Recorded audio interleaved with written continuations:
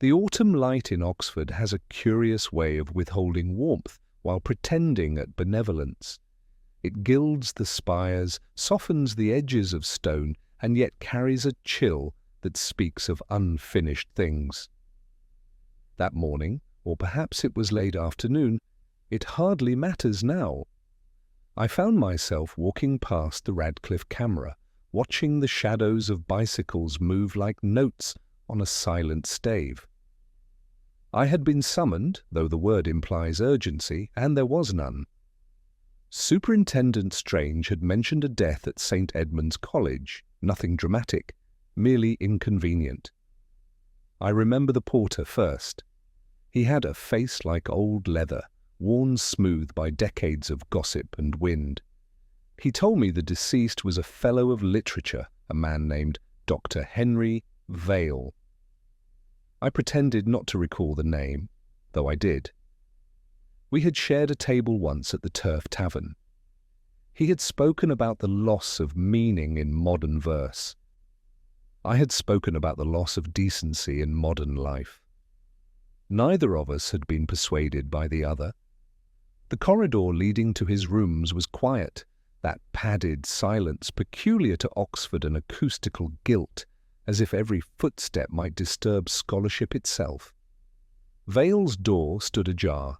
Inside, the air was heavy with the scent of rain and something older, the must of ink and solitude. A kettle still sat on the hob, the blue light beneath it faintly pulsing. On the desk, a half-completed crossword in the Times. It was there, I think, that the first whisper of deduction began, not in any deliberate observation, but in that uneasy feeling one has when something is too neatly unfinished. A crossword abandoned mid-clue is not unusual, but the pattern of erasures, the faint indentation beneath 14 across, suggested hesitation rather than interruption. The clue itself, a final word given by one departed, remained blank. Strange had followed me in, muttering about accidents, the usual talk of heart conditions and late nights.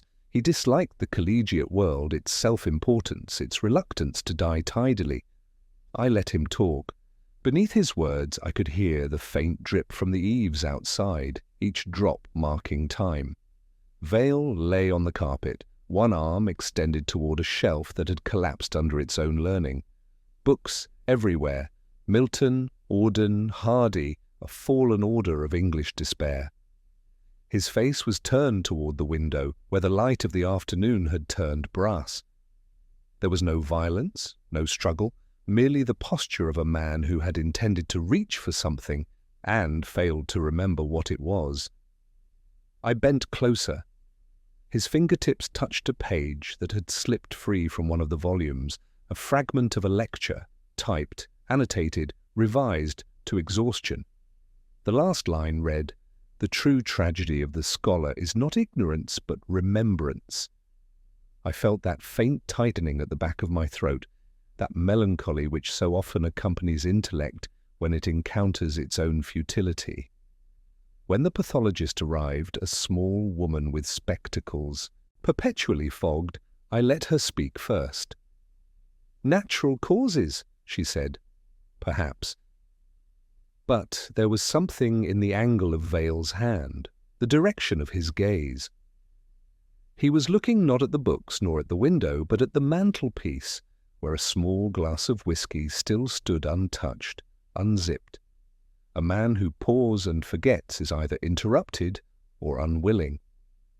As we left, Strange remarked that Oxford had a way of eating its own.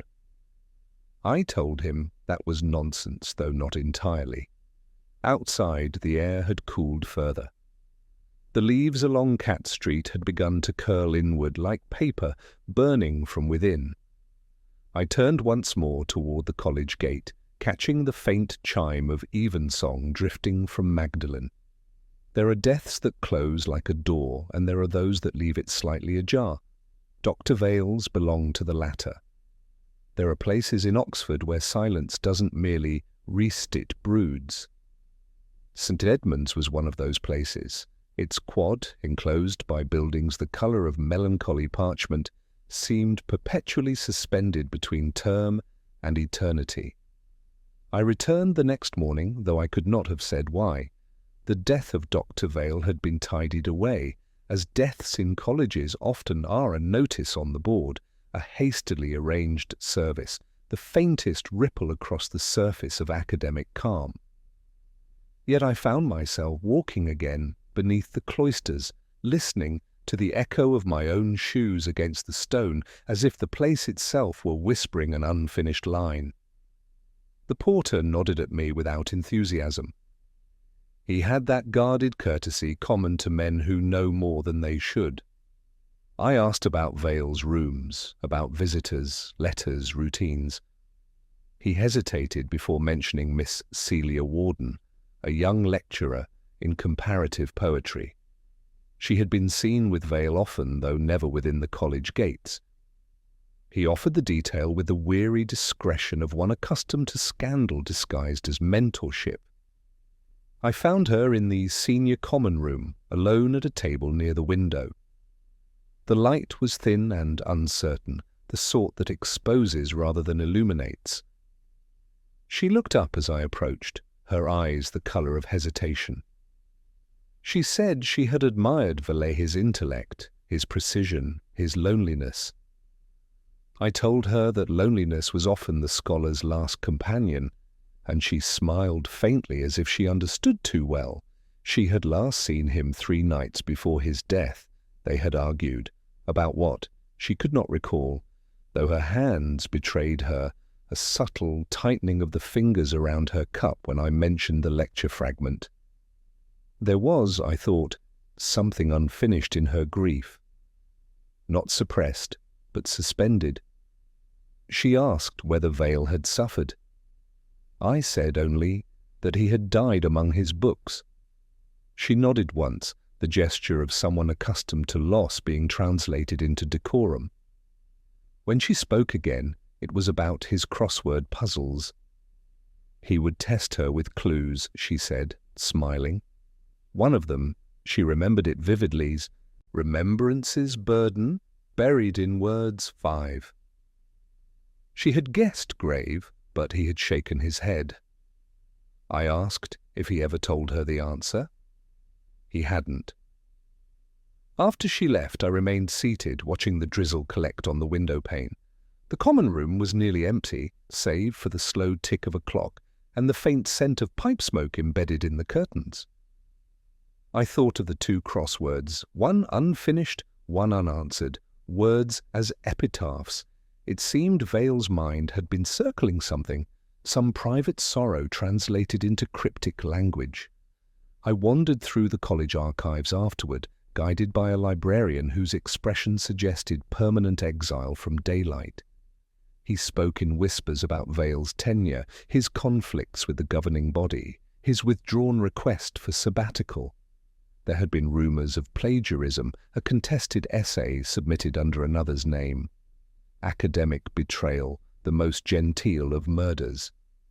I asked to see the essay, and after much sighing and stamping, it produced a slim file, annotated in Vale's distinct hand, margins thick with corrections, insertions, apologies.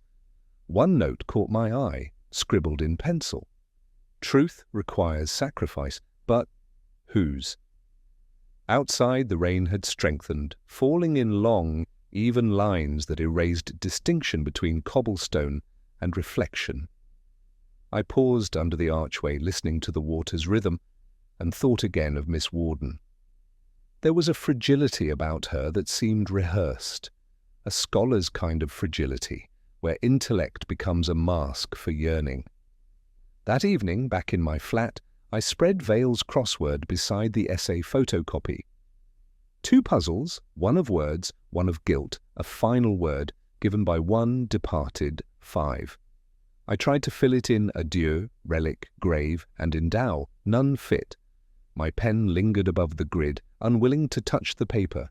Then, almost idly, I noticed the erased answer beneath the empty square. It had been written once, faintly, then rubbed away. 5 letters epit. Perhaps the beginning of an epitaph. I poured myself a whisky, though it tasted of nothing. The city outside was a mosaic of damp reflections, windows gleaming like thoughts unshared.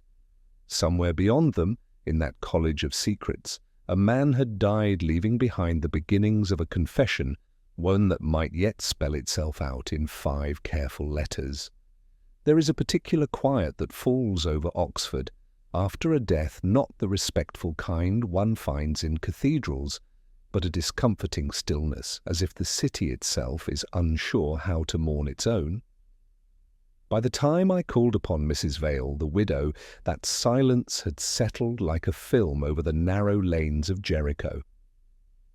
Her house stood half a mile from the college, its windows curtained against the day. A widow's house, I thought, should never look quite so prepared for guests. She received me with that practised composure peculiar to the bereaved who have rehearsed sorrow for the sake of others. The room was carefully arranged, flowers without, scent, cushions aligned, the faint trace of polish masking whatever grief lingered beneath. She offered tea and I accepted, though what I wanted was whiskey. She poured with precision, and I found myself watching the tremor in her wrist, the smallest betrayal of her poise. She asked whether Henry had suffered. I told her that death in his case had arrived like an old friend, uninvited perhaps, but long expected. She smiled faintly at that, though I could not tell whether she found comfort or irony in it. I asked if he had been unwell. A pause followed, the kind that separates truth from confession. He had been withdrawn, she said, distracted. There had been letters she did not say from whom, but I could sense she knew. I let the silence stretch until she filled it. Celia Warden, the name appeared like a shadow in her voice. A student once, she said, then a colleague. She had noticed changes after the woman reappeared: late walks, missed meals, a return to the old restlessness. Henry had been incapable of detachment. Even his affections were essays, meticulously revised and doomed to be unfinished. I asked about the night of his death. She had not been home. Visiting her sister in Abingdon, she said, with a touch too much precision. The detail of the train time, the recollection of the ticket number, it was all too perfect, too memorized. Innocent people rarely rehearse their alibis.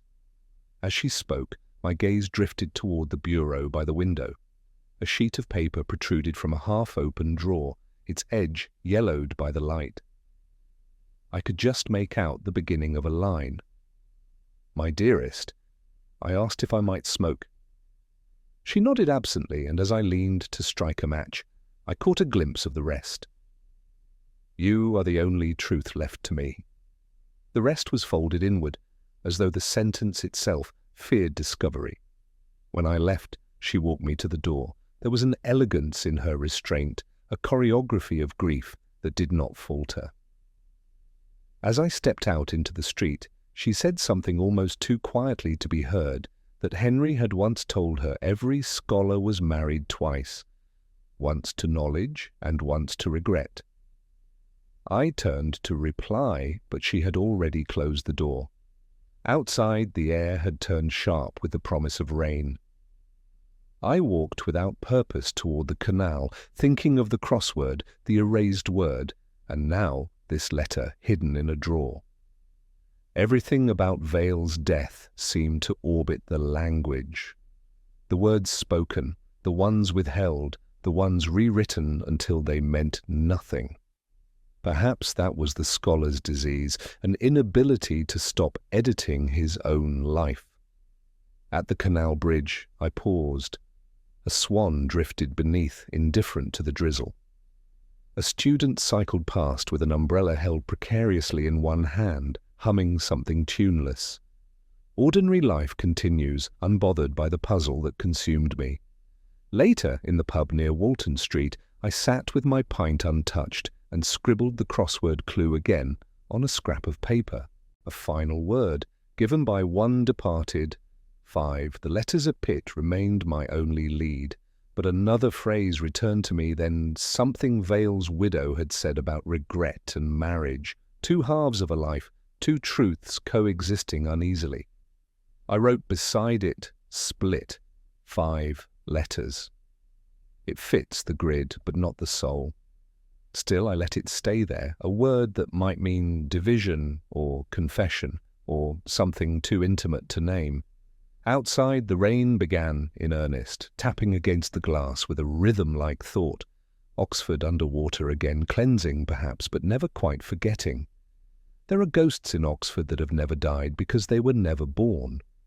Among them linger the poets imagined, fabricated, cited in footnotes to impress, or conjured to give loneliness a more lyrical shape. It was one such phantom who led me further into the quiet labyrinth of Dr. Vale's past. A week after his death, the coroner's report arrived, terse and bloodless, heart failure. Nothing more, nothing less. Strange closed the file with relief, but the simplicity disturbed me. Vale had never been a simple man. I found myself again at St. Edmund's, drawn not by duty, but by curiosity's colder relative unease. The librarian, whose voice could curdle light, produced a folder of Vale's unpublished work. Among the essays and lecture notes was a slim sheaf titled The Lament of Thomas Selwyn. I had never heard of Selwyn, and neither had the librarian.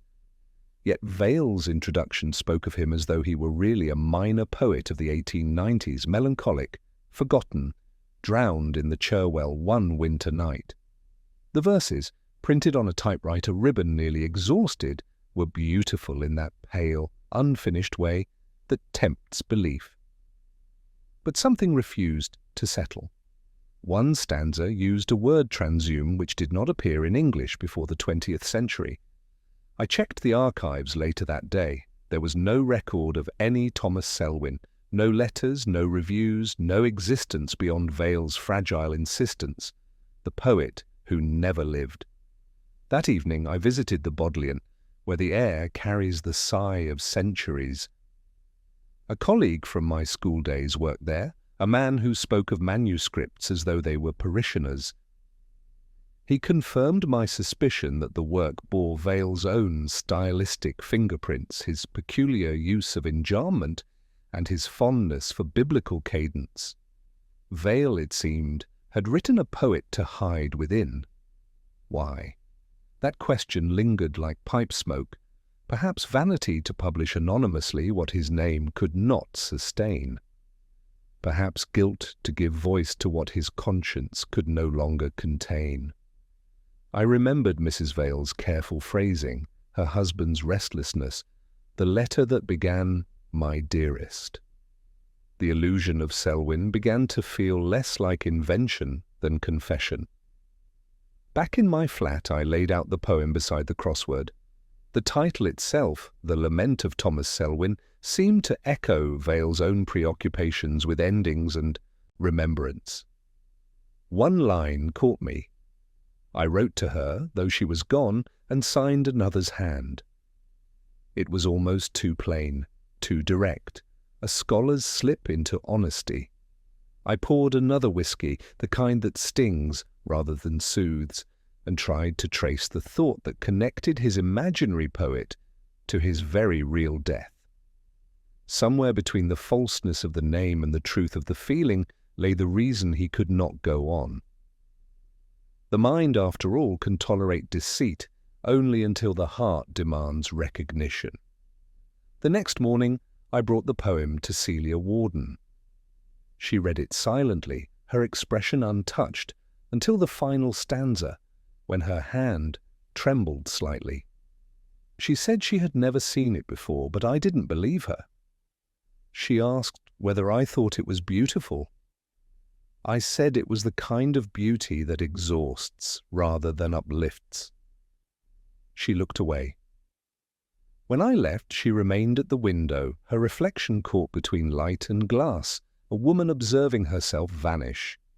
Outside, the air smelled of wet leaves and chalk dust, that peculiar Oxford combination of decay and scholarship. I paused on the steps, listening to the chapel bell begin its quarter-hour lament.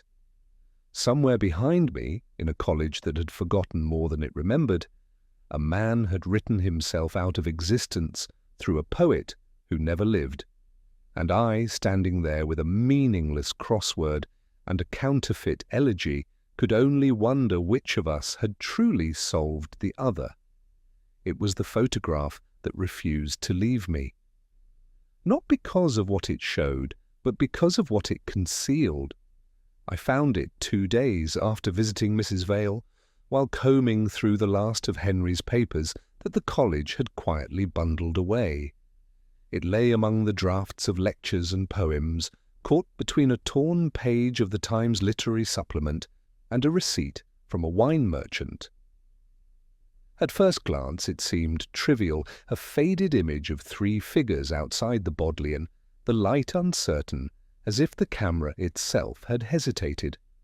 One was Vale, younger by a decade, smiling with an awkwardness that did not suit him. Beside him stood Celia Warden.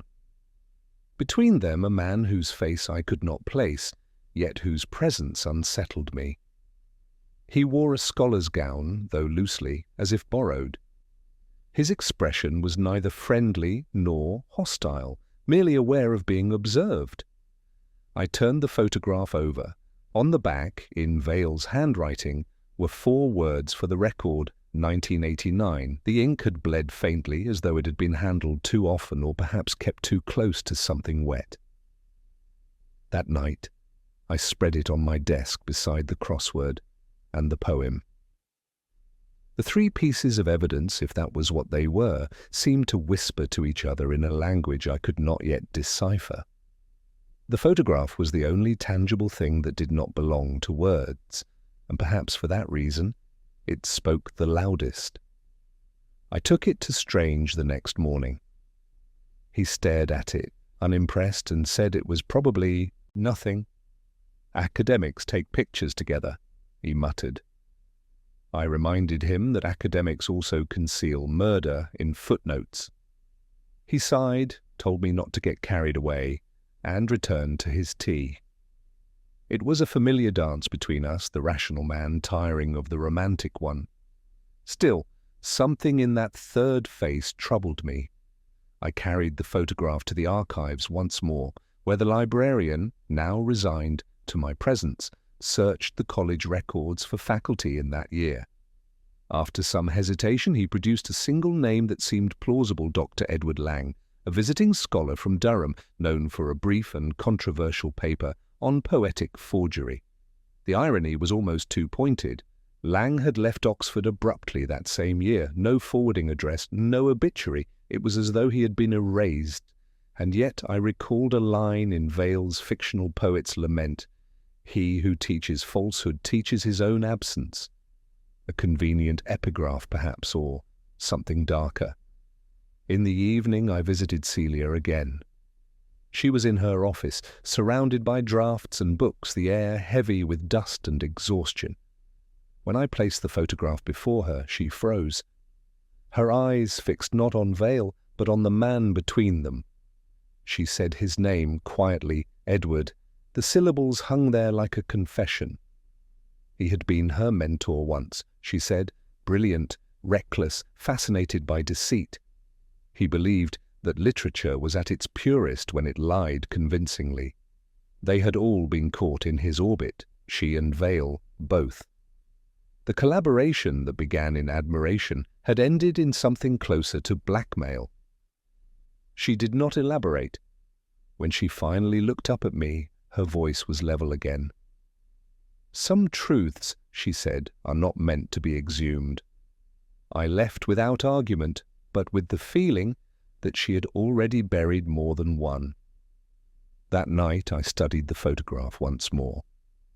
In the corner, almost invisible, the faint shadow of another figure appeared, someone standing behind the lens, reflected in the glass of the library door. The reflection was blurred, but the outline was unmistakably human. I thought then of Vale's crossword clue, the 5-letter word that refused to settle, a final word given by one departed.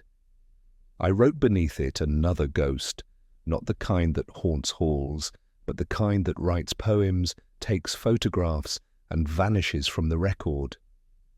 There are evenings in Oxford when the city seems to hold its breath, when even the bells hesitate before sounding. That night was one of them. The rain had stopped, leaving the streets glazed and uncertain.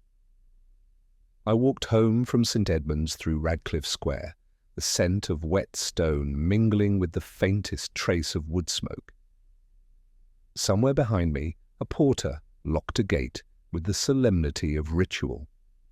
Death in Oxford is never final. It merely passes into the archives. I had spent the afternoon reading Vale's will, or what passed for one. It had been hastily drawn, a single sheet typed on his college stationery. Most of his possessions, the books, the manuscripts, even the poem attributed to the non-existent Thomas Selwyn, had been left to the college library. To his wife he had bequeathed his modest bank account and the house in Jericho, but there was a line beneath the signature that puzzled me. It reads a word withheld until the right listener arrives. No lawyer would have written that, and yet the phrase carried the gravity of legal intent. Back at my flat, I poured a small glass of claret, the kind that refuses to improve even with patience, and stared at that line again. The will was witnessed by two fellows, both now abroad. No mention of Celia Warden, no reference to Edward Lang. The omissions seemed too deliberate to be accidental. The crossword still lay where I had left it. A final word given by one departed, 5. The unfinished puzzle had become the quiet pulse of the case, each clue to another heartbeat fading into silence. I took out the photograph again, the one of Vale, Celia, and the man between them. Lang's face, though blurred, now seemed to stare directly at me. There was something smug in that expression, something of a man convinced he'd never be caught, or perhaps already certain he had been forgotten. I recalled what Celia had said about Lang's philosophy that poetry's highest form was deception. Vale had admired him once, then despised him. Their collaboration had collapsed over accusations of plagiarism, a scandal hushed by the college for fear of embarrassment. Perhaps Vale's imaginary poet, Thomas Selwyn, had been his act of revenge to create a poet so convincing that even Lang could not claim authorship. But then perhaps Vale's own guilt had been the heavier burden. The wine was poor company. I poured another glass anyway. Somewhere in the distance, the faint hum of traffic merged with the sound of rain returning, soft against the window. I opened Vale's last lecture notes, those left on his desk at the time of his death. Most were dry commentaries on Milton and Donne, footnotes within footnotes, but one page stood apart. It was written not in his usual type, but in a hurried scrawl, ink blotted, lines uneven. The word, once spoken, undoes itself. Silence must inherit what speech cannot bear. Beneath it, the same 5-letter pattern, EPIT. I did not need to finish the word to understand what he meant. Not an epitaph, but an epitome, the essence, the reduction of a life into its final, distilled truth. Vale's word had never been goodbye, it had been a definition. When I visited Mrs. Vale the next morning, she greeted me with the stillness of someone awaiting absolution. The curtains were drawn again, though light pressed faintly through their edges.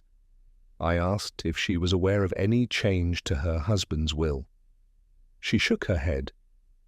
He had told her once, she said, that his only inheritance worth leaving was understanding. She had thought it another of his abstractions. As I stood to leave, my eyes fell upon a bottle on the sideboard, a half-empty claret, the same brand as mine. Its label was torn, and across the back someone had scribbled in pencil a single word, epitome. It wasn't handwriting I recognized, yet it trembled slightly at the tail of the E, as if written by an unsteady hand. I asked where she had found it. She said it had arrived by post a few days before the funeral, with no note enclosed. She had taken it as a sympathy gift from one of his colleagues. Outside, the air was raw with drizzle again. I lit a cigarette I didn't want and watched the smoke dissolve. Vale's will, his crossword, his wine, all carry the same riddle in different forms. The scholar who had spent his life parsing words had left behind one final act of definition, knowing we would never agree upon its meaning. And perhaps that was his last kindness to remind us that truth, like wine, is best understood not by the first taste, but by what lingers after. The lecture had been scheduled for a Thursday evening in early spring, the kind of evening Oxford often reserves for disappointment. Rain without conviction, light without colour, and an audience too polite to leave. The notice board outside the hall still carried the poster when I passed it. Dr. Henry Vale, Truth, and the text, The Ethics of Authorship. The date was a month before his death. No record of it had ever appeared in the college calendar. Curiosity, that least professional of virtues, drew me inside. The porter on duty remembered little. The hall, he said, had been unlocked for only an hour that night. No one had signed in, no one had turned up, except perhaps one. He recalled hearing a voice low, deliberate, almost conversational, echoing faintly through the corridor. Vale, it seemed, had delivered his final lecture to an empty room. I walked to the lectern myself that afternoon, when the hall was once again deserted. The air smelled faintly of damp wool and chalk. Dust danced through the light like misplaced punctuation. The blackboard still carried faint traces of words, half erased but legible in the right angle of sun. Selwyn authorship invention confession. I copied them down, not knowing why. There was a tenderness in the handwriting, that elegant curl of the F, that small hesitation before each capital. I wondered if Vale had known he was writing his own epitaph. At the back of the hall, beneath a row of chairs, I found a single sheet of paper. It had been trampled, the ink blurred, but the title was intact, The Forgotten Lecture. The irony was almost indecent. The text itself was fragmentary sentences broken mid-thought, ideas half-born. All creation is a theft, all remembrance a disguise. The rest descended into illegibility, save for a marginal note, Lang will understand, Lang. The phantom in the photograph, the man erased from college history, the absent ghost haunting every footnote. The mention drew a small, uninvited smile from me. Even the dead, it seemed, could not escape the pleasure of being quoted. I took the page to Celia Warden that evening. Her office smelled of paper and despair. She looked at the sheet as one might look at a letter from a stranger who knew too much. She said nothing for a long time. Then she confessed that Vale had once written a lecture meant only for Lang, a private reconciliation disguised as scholarship. He had intended to read it publicly to expose the truth of their collaboration, but he had lost his nerve. The words, she said, had frightened him. Truth always does. I asked what the truth had been. She looked at me then with an expression that made interrogation seem obscene. There had been no plagiarism, she said softly. Only love. And the wrong kind of love never survives publication. When I left, night had already gathered along the quads, swallowing the last of the light.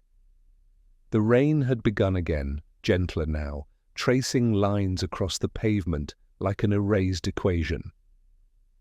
I walked toward the Radcliffe camera, its dome shimmering under the lamps, and thought of Vale standing alone in that hall, speaking to ghosts of his own making. A man rehearsing forgiveness that would never arrive. At home, I spread his notes across the table. The crossword, the poem, the will. the photograph of a life footnoted into riddles. I placed the fragment from the lecture beside them. One sentence caught the lamplight. Language is the only afterlife worth believing in. It was not philosophy. It was surrender. I poured the last of the claret and sat for a long time without drinking. Outside, the city exhaled bells, water, footsteps, the weary sounds of something eternal repeating itself. It struck me then that every clue in this case was a word Vale had left unfinished. And perhaps that was his final lesson, that meaning, like truth, is not discovered but endured. Memory, I have found, is a kind of plagiarism. We quote ourselves, misremember others, and call the result truth. Perhaps that is why I thought so much about poets during that week, about their arrogance, their fragile certainties, their endless thefts disguised as admiration.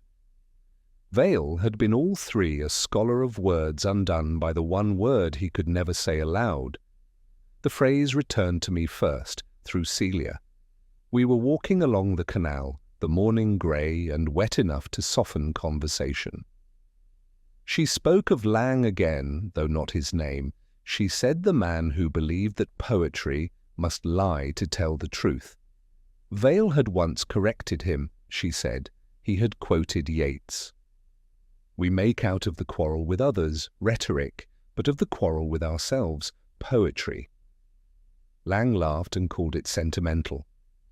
Then he had repeated it months later in a lecture, claiming it as his own. The misquotation had been small. We make out of the quarrel with the world rhetoric, but for Vale it had been unforgivable. It was not the theft of words that hurt him, Celia said, but the theft of meaning. I told her that was the same thing. She disagreed, but softly, as though the argument itself was only an echo of another they'd had long before. Later that day, I went to the library to find the transcript of Lang's final lecture before he vanished. It had been tucked away in the archives, misfiled under miscellaneous literary addresses. The title struck me, The Authorship of Absence. The text itself was strange, less an argument than an elegy. He wrote that every false poet leaves behind a truer ghost, and that invention, if sustained long enough, becomes confession. There, buried in the middle of a paragraph, a line that arrested me, Thomas Selwyn, had he lived, would have envied us for our lies. Selwyn Vale's invented poet, Lang had known, or guessed, or perhaps they had created him together, two men constructing an alibi in verse, until one of them forgot where the invention ended. I found myself wondering which of them had been the real ghost. When I left the library, the rain had grown heavier, thick and unrelenting. The streets near St. Giles were shining mirrors of old stone and movement. I stopped beneath an arch to light a cigarette, though I had promised myself I would quit again. The smoke drifted upward, tracing the underside of the archway like a hesitant hand. That night, I reread Vale's unfinished crossword. The five-letter word had haunted me so long that it had ceased to be a clue and become something more, an ion of its own. I stared at it again, a final word given by one departed five. The answer, I realized suddenly, was not an epitaph or ghost or split. It was an adieu, obvious, almost insultingly so.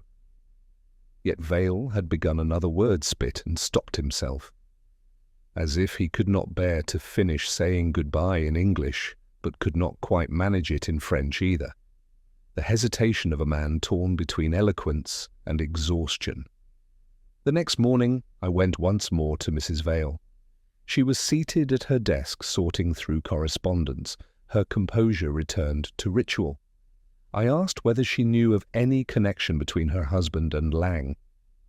She paused only briefly before admitting that Lang had once been a frequent visitor. Their friendship had soured. She didn't elaborate, but her hand lingered on the edge of a letter opener.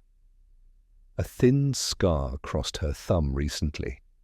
As I left, I saw the bottle of claret on the sideboard, almost empty now.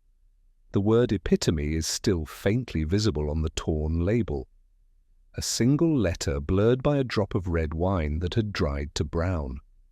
On the walk back, I found myself murmuring the misquoted line that had begun it all. Not Yeats's version, nor Lang's, nor Vale's, my own. We make out of the quarrel with truth memory, and out of memory our own undoing. The city seemed to agree. The bells began then long, deliberate, and painfully clear.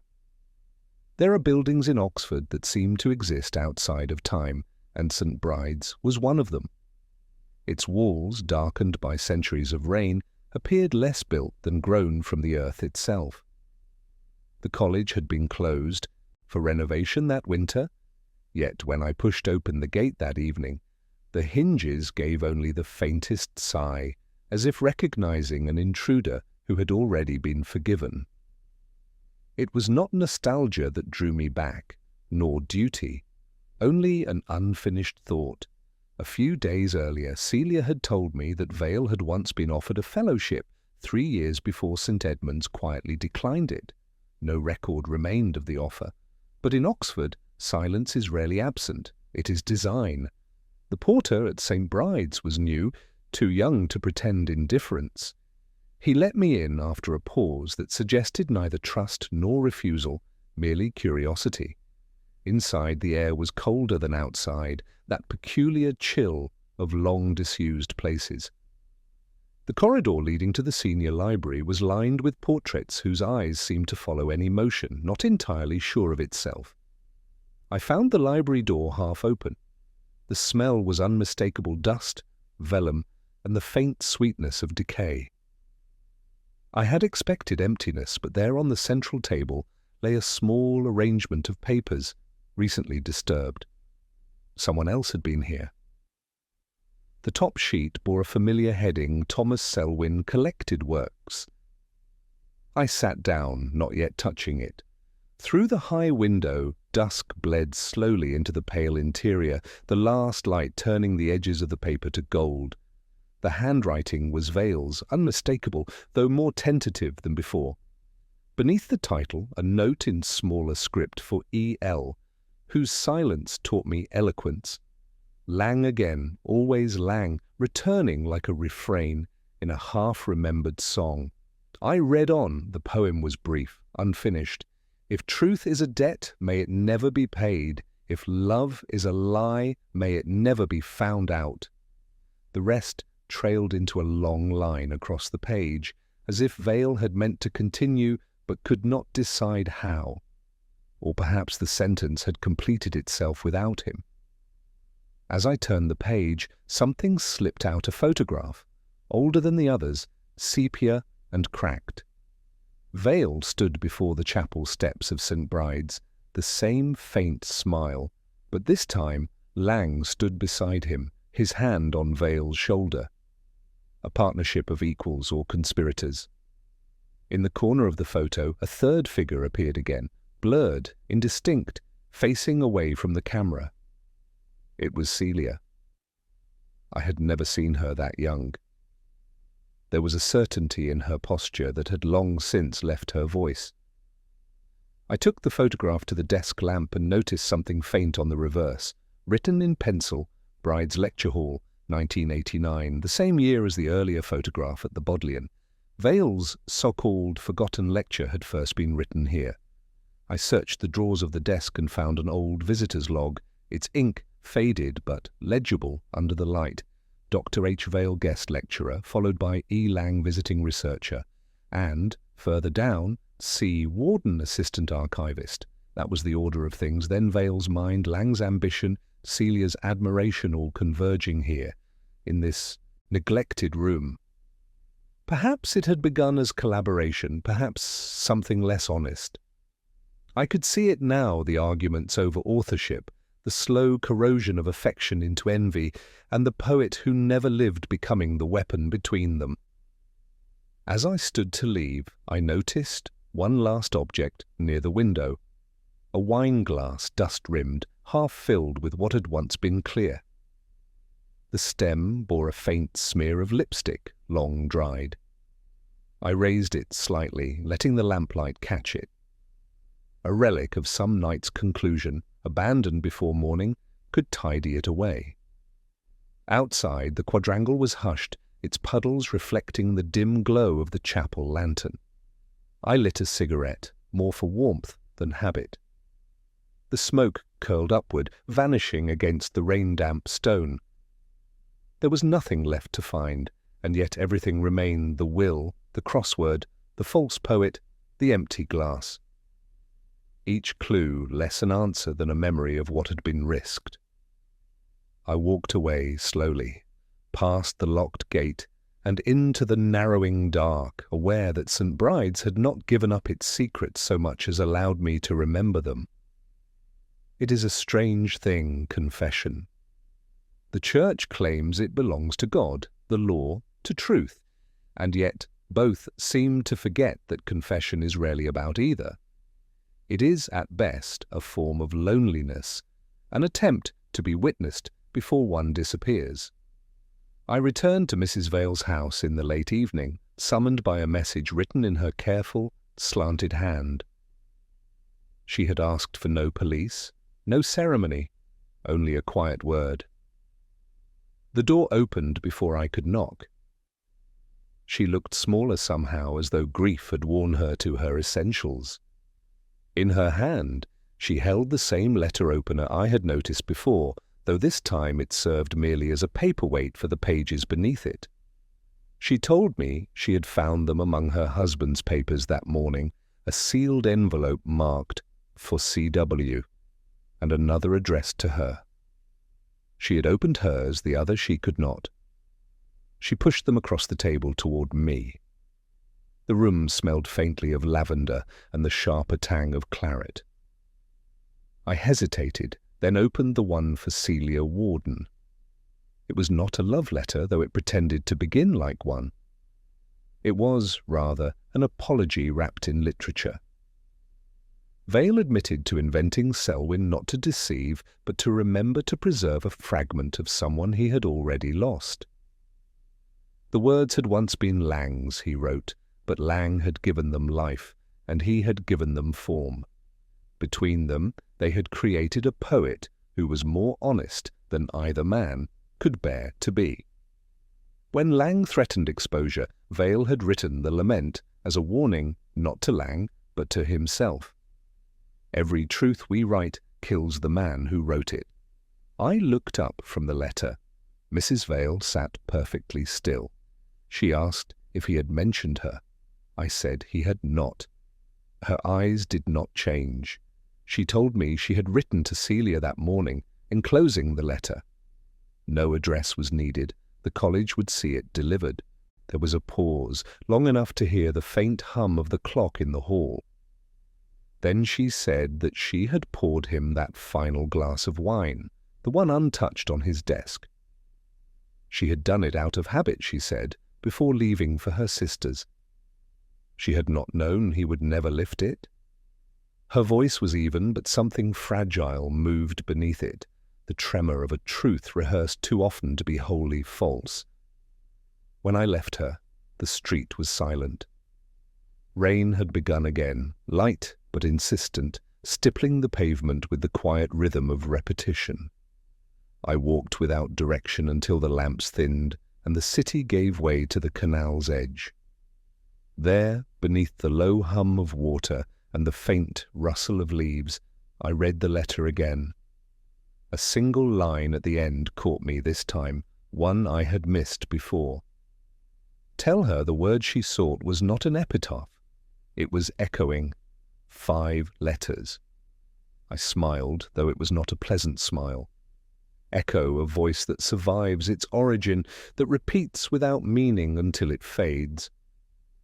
Perhaps that was all Vale had wanted, not forgiveness, not understanding, only the assurance that his words would continue after he could no longer speak them.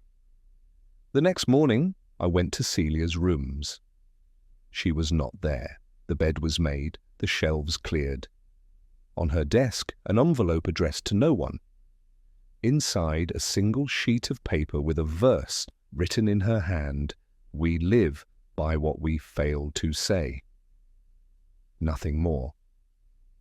By the afternoon, the college confirmed that she had resigned her post and left Oxford. No forwarding address. I returned to my flat and poured myself the last of the whisky.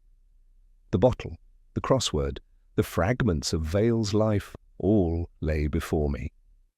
In the crossword, I wrote the final word in the empty space echo. The ink spread slightly, darkening the paper, as though the word itself resisted being contained. There was no satisfaction in it, no triumph, only the quiet knowledge that some puzzles are not meant to be solved, only endured. When I looked out again, the rain had stopped, and the city, under its damp, reflective light, seemed almost at peace. But I knew better. Oxford forgets nothing. It merely files the past in better handwriting. I have never trusted closure. It arrives too neatly, like a line forced to rhyme. The truth, I have come to think, is not a door but a corridor, dim, echoing, and endless. Each answer merely leads to another question, quieter but more persistent. Perhaps that is why I could not leave the Vale case alone, even when everyone else had. The inquest ruled his death natural, unremarkable, a scholar's inevitable decline. The college expressed its condolences, the papers printed a column of faintly patronizing praise, and Oxford resumed its murmuring routines. Only the rain seemed unwilling to move on. A week later, I found myself once again in the quad of St. Edmund's, watching the droplets trace slow paths down the chapel windows. A porter was sweeping the path with the resigned diligence of one who knows futility intimately. He nodded to me, said nothing, and continued sweeping the same patch of stone. In the library, Vale's books had already been catalogued, labelled, and shelved under Donation's private bequest. I ran a hand along their spines, half expecting a whisper, a resistance. One book, a slim anthology of minor Victorian poets, slipped slightly from the row. I drew it out.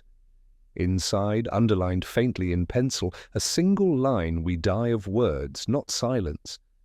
Beneath it, in the margin, Vale's small annotation. And of doubt, perhaps both. I closed the book carefully. It was not revelation, only confirmation of what I already knew, that Vale had never sought truth, only the luxury of uncertainty. And yet he had left behind so many deliberate patterns. The crossword, the invented poet, the word echo. I could not tell whether they were breadcrumbs or barriers.